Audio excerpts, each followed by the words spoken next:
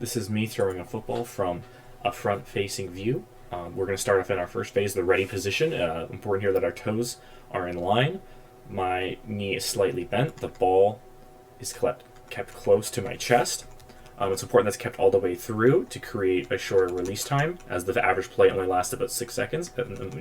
So as we start to move here from the ready position to move into the wind-up phase, my left foot comes off the ground, my hips start to open, I start to let my other hand off of the ball, just drive that other elbow backwards. But one thing I'm doing here is I keep the ball really far away from my body, which I need to make sure that ball is into the right, more towards my body, so I'm not wasting time bringing it back in like I'm doing here. So as you can see here, that other elbow starts to drive out now as my left foot starts to plant and my hips start to turn.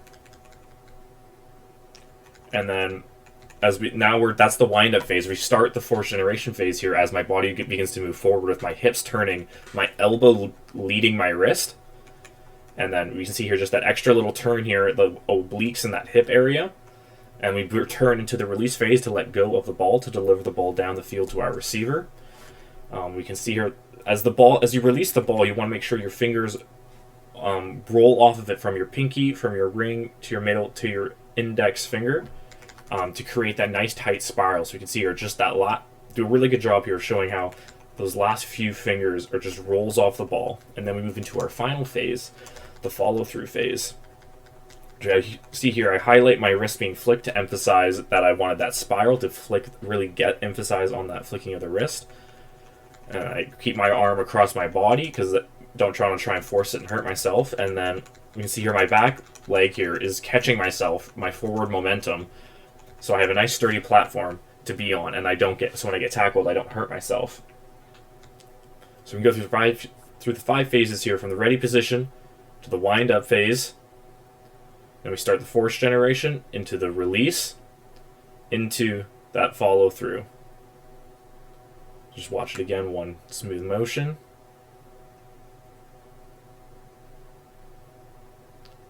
That's how you throw a football.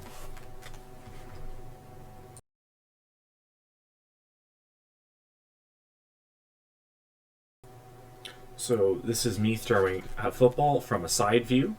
We can see here we are in our first phase, our ready position. We can see here that my toes are in line, just out. The lines there are to show where my hips are and how my feet are just slightly outside my hips, almost in line with my shoulders. So we can see here that my hips, my shoulders, and my feet are all slightly pointed in the same direction as my head is looking forward, trying to show where I am looking, that I'm looking for a receiver to find downfield. My knees are slightly bent. It's hard to tell from this angle, but my other angle shows that. My hands are holding onto the football with the ball just chest height. And we can see here as we're moving into our second phase, the wind-up generation, my hip starts to close in a little bit as it's a preparation to open. That's a little bit of a waste of time there. What I really need to do is make sure that I'm not wasting time closing it, and I'm just going into this part right here where I open my hip. And then as I open my hip, my foot comes off the ground, starts to plant, but then you can also see that I'm opening my chest by driving my non-throwing arm to my outside, opening my chest to help create some energy and some force. Here, and then really important here is that I try and create this 90-degree angle as I transition from my wind-up to my fourth generation. Let me see here that as I go to my fourth generation, I am planting and driving forward on my left foot to help create force. I am leading with my hips, with my elbow following behind my hips, and my back foot starts to come off the ground, trying to create all of my body momentum going forward.